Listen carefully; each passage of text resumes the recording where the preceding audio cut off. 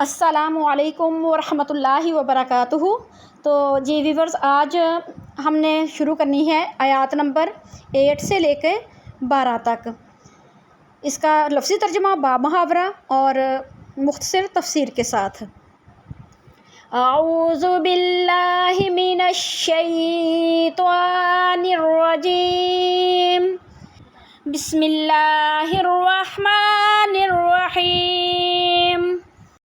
وَمِنَ النَّاسِ مَن يَقُولُ آمَنَّا بِاللَّهِ وَبِالْيَوْمِ الْآخِرِ وَمَا هُمْ بِمُؤْمِنِينَ۔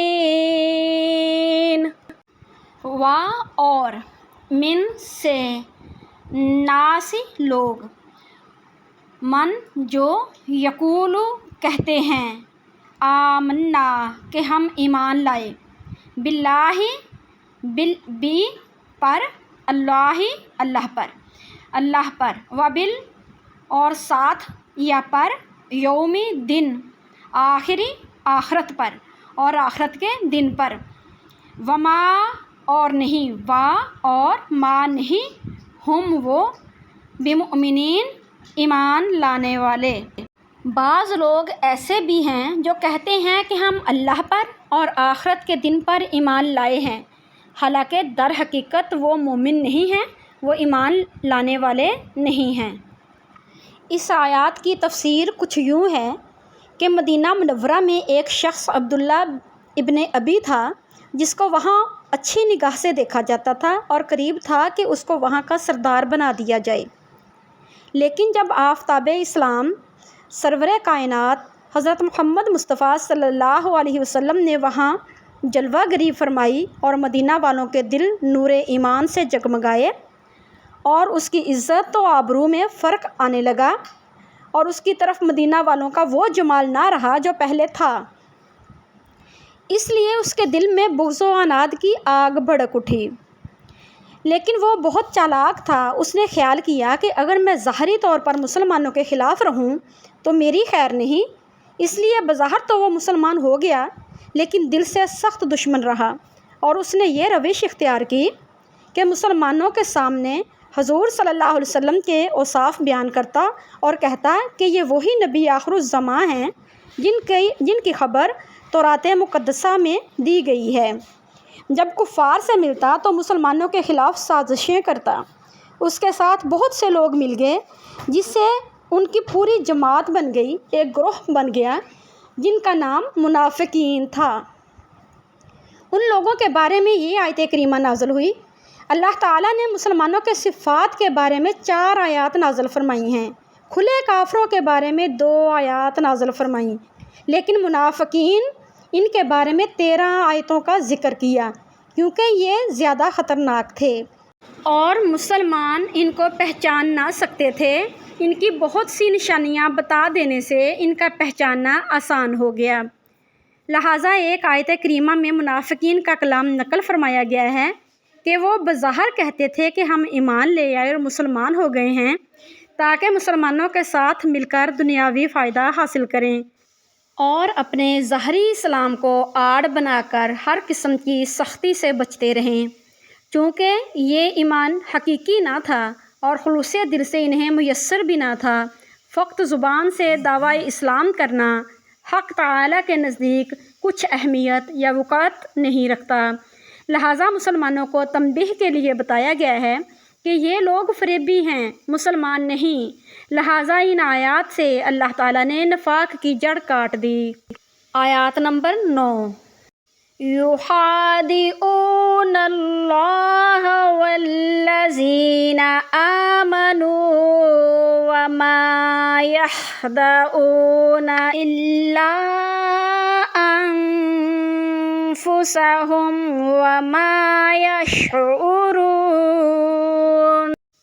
یخادعون وہ دھوکہ دیتے ہیں، اللہ تعالیٰ کو، اور الذین ان لوگوں کو، آمنو جو ایمان لائے، اور ما نہیں، یخدعون وہ دھوکہ دے سکتے یا دھوکہ دیتے، الا سوائے یا مگر انفسہم اپنے آپ کو ہی، اپنے نفسوں کو ہی، وما اور نہیں یشعرون وہ اس کا شعور رکھتے، اس کی سمجھ رکھتے، وہ اللہ اور ایمان لانے والوں کے ساتھ دھوکہ بازی کر رہے ہیں مگر دراصل وہ خود اپنے آپ کو ہی دھوکے میں ڈال رہے ہیں اور انہیں اس کا شعور نہیں ہے۔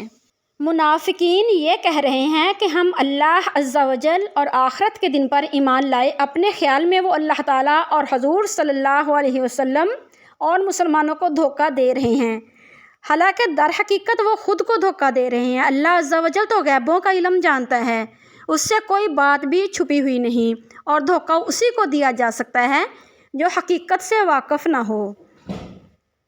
اور حضور صلی اللہ علیہ وسلم اپنے اللہ عز و جل کے خلیفہ اعظم ہیں کہ اس نے اپنے حبیب حضرت محمد مصطفیٰ صلی اللہ تعالی علیہ وسلم کو سارے علوم عطا فرمائے، جیسا کہ حدیث شریف میں آتا ہے کہ نبی کریم علیہ الصلاۃ والسلام نے بڑے بڑے بدکاروں کے ایمان کی خبر دی تو وہ آخرکار مومن ہی ہو گئے، اور بڑے بڑے ظاہر متقیوں کے جہنمی ہونے کی خبر دی تو وہ آخرکار جہنمی ہو کر مرے۔ آپ علیہ الصلاۃ والسلام نے یہ بھی فرمایا کہ حسن و حسین علیہ السلام جنتوں کے نوجوانوں کے سردار ہیں، میری لخت جگر حضرت فاطمہ الزہرا رضی اللہ تعالی عنہما جنتی عورتوں کی سردار ہیں۔ انہوں نے یہ بھی فرمایا کہ ابو طالب دوزخ میں نہیں بلکہ اس کے گھیرے میں رہیں گے، اور ان کے تلوے محض آگ کی ایک چنگاری ہوگی۔ اس سے معلوم ہوا کہ حضور علیہ الصلاۃ والسلام جنتیوں اور جہنمیوں کو پہچانتے ہیں، لہٰذا یہ منافق انہیں کسی طرح دھوکہ نہیں دے سکتے۔ اسی طرح مسلمان بھی اپنے نور ایمانی سے مومن اور کافر کو پہچان لیتے ہیں، جیسا کہ حدیث شریف میں آیا ہے کہ مسلمانوں کی ذہانت سے ڈرو کہ وہ اللہ عز و جل کے نور سے دیکھتے ہیں، چونکہ نبی کریم صلی اللہ تعالی علیہ وسلم اور مسلمانوں نے ان کے نفاق کو ظاہر نہ فرمایا، اس لیے منافقین سمجھے کہ ہم اپنے دھوکہ دینے میں کامیاب ہو گئے۔ حقیقتاً نہ تو اللہ تعالیٰ کو دھوکہ ہوا اور نہ مسلمانوں کو اور نہ حضور صلی اللہ علیہ وسلم کو، بلکہ خود منافقین کو ہوا اور وہ اس راز کو سمجھ نہ سکے۔ آیات نمبر 10۔ فی قلوبہم مرض فزادہم اللہ مرضا ولہم عذاب علیم بما کانوا یکذبون۔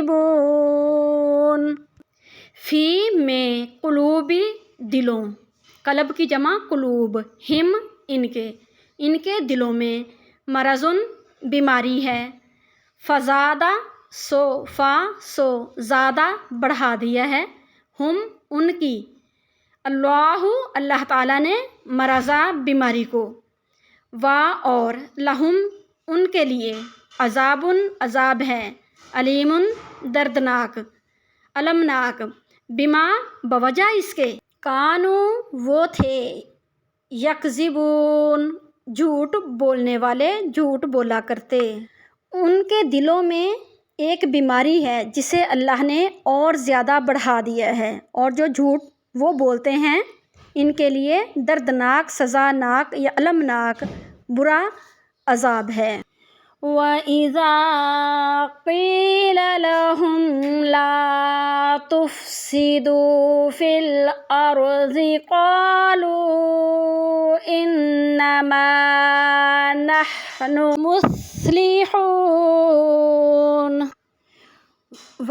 اور اذا جب، قیل کہا جاتا ہے، لہم انہیں، لا نہ، تفسدو تم فساد پھیلاؤ، فی میں، الارض زمین، قالو تو وہ کہتے ہیں، انما بے شک یا صرف، نحن ہم تو، مصلحون اصلاح کرنے والے ہیں۔ جب کبھی ان سے کہا گیا کہ زمین میں فساد برپا نہ کرو تو انہوں نے یہی کہا کہ ہم تو اصلاح کرنے والے ہیں۔ الا انہم هم المفسدون ولکن لا یشعرون۔ الا خبردار یا سن رکھو، انہم بے شک وہی، ہم المفسدون فساد کرنے والے ہیں، اور لیکن لا نہیں، یشعرون وہ اس کا شعور رکھتے یا سمجھتے۔ خبردار حقیقت میں یہی لوگ فسادی ہیں مگر انہیں شعور نہیں، یعنی وہ اپنے آپ کو اس غلط فہمی میں مبتلا کر رہے ہیں کہ ان کو یہ منافقانہ روش ان کے لیے مفید ہوگی، حالانکہ یہ ان کو دنیا میں بھی نقصان پہنچائے گی اور آخرت میں بھی۔ دنیا میں ایک منافق چند روز کے لیے تو لوگوں کو دھوکہ دے سکتا ہے مگر ہمیشہ اس کا دھوکہ نہیں چل سکتا، آخر کار اس کی منافقت کا راز فاش ہو کر رہتا ہے اور پھر معاشرے میں اس کی کوئی قدر نہیں باقی رہتی۔ رہی آخرت تو وہاں ایمان کا زبانی دعویٰ کوئی قیمت نہیں رکھتا اگر عمل اس کے خلاف ہو۔ بیماری سے مراد منافقت کی بیماری ہے، اور اللہ کے اس بیماری میں اضافہ کرنے کا مطلب یہ ہے کہ وہ منافقین کو ان کے نفاق کی سزا فوراً نہیں دیتا بلکہ انہیں ڈھیل دیتا ہے، اور اس ڈھیل کا نتیجہ یہ ہوتا ہے کہ منافق لوگ اپنی چالوں کو بظاہر کامیاب ہوتے دیکھ کر اور زیادہ مکمل منافق بنتے چلے جاتے ہیں۔ سبحان ربک رب العزت عما یصفون وسلام علی المرسلین والحمد للہ رب العالمین۔ جزاک اللہ خیر احسن جزاء فی الدارین۔ اللہ حافظ۔